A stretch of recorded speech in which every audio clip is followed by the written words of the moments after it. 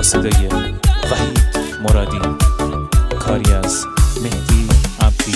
پلنگ وحشی بی من مرا دستیا کردی، یار جنگی من، شلوار پلنگی من، خالش و روزارم بر مسیا کردی، یار جنگی من، شلوار پلنگی من، حسی که به تدایمت برگی برندوه، یار جنگی من، شلوار پلنگی من، این جنگیری کاتی عاشق تا که زندوه، یار جنگی من، شلوار پلنگی من.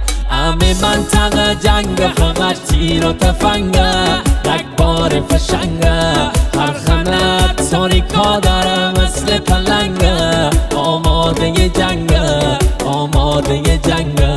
همه منطقه جنگ همش تیر و تفنگه، رگبار فشنگه، هر خنت تاریکا داره مثل پلنگه، آماده جنگه، آماده جنگه.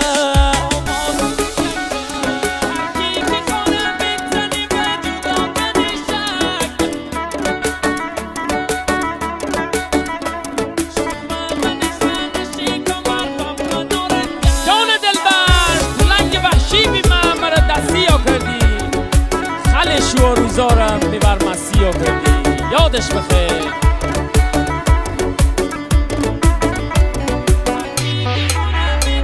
هر کی که خانه بزنی و جدا کنی شک، یار جنگی من، شلوار پلنگی من، شومه من خانه کمر و من آرنجک، یار جنگی من، شلوار پلنگی من.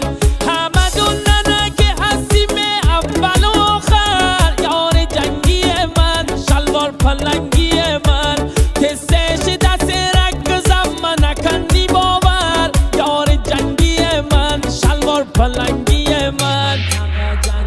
همه منطقه جنگ همش تیر و تفنگه، رگبار فشنگه، هر خنت تاریکا داره مثل پلنگه، آماده جنگه، آماده جنگه.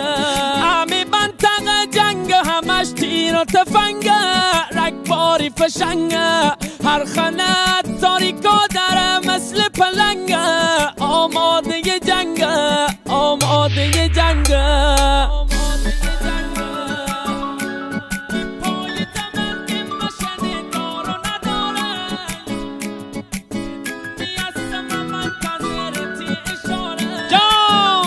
یار جنگی دا، شلوار پلنگی دا، پای زمند مشن دار و نداره، یار جنگی من، شلوار پلنگی من، شدونی هستم منتظرتی اشاره، یار جنگی من، شلوار پلنگی من.